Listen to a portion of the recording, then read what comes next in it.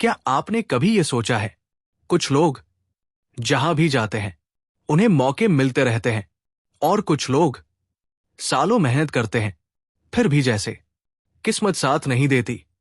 हम अक्सर कहते हैं वो बहुत लकी है, लेकिन सवाल ये है, क्या सच में लक नाम की कोई चीज होती है, या फिर हम कुछ और समझ नहीं पा रहे? नमस्कार, आप देख रहे हैं टेल्स ऑफ इंडिया। आज हम बात करेंगे एक ऐसे विचार की जो हजारों साल पुराना है, लेकिन 2026 में भी उतना ही प्रासंगिक है। आज की दुनिया में लोग सक्सेस को दो हिस्सों में बांट देते हैं। पहला, मेहनत, दूसरा, किस्मत। और जब मेहनत के बाद भी परिणाम न मिले तो हम कह देते हैं मेरी किस्मत खराब है।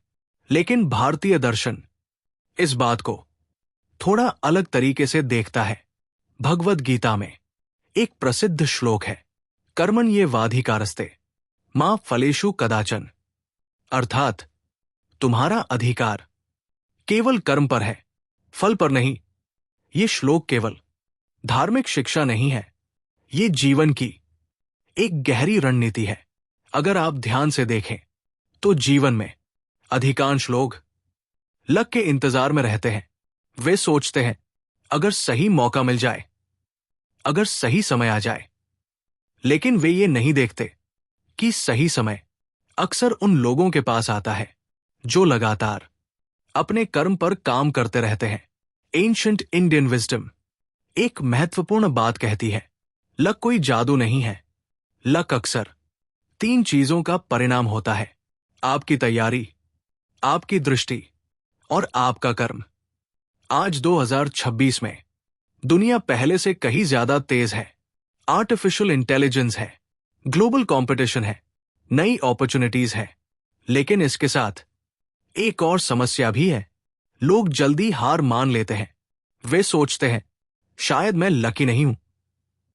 लेकिन अगर हम इतिहास को देखें तो पाएंगे कि महान लोग लक के भरोसे नहीं बैठे।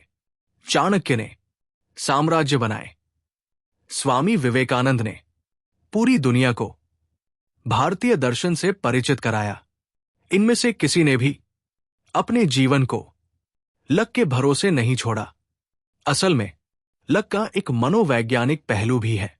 जब कोई व्यक्ति खुद को अनलकी मानने लगता है तो वो नए अवसरों को देख ही नहीं पाता। उसका दिमाग संभावनाओं की जगह समस्याओं पर ध्यान देने लगता है, और धीरे धीरे वो खुद ही अपने अवसरों को कम कर देता है। भारतीय दर्शन यहां एक और महत्वपूर्ण बात कहता है, दृष्टि बदलो, दिशा बदल जाएगी।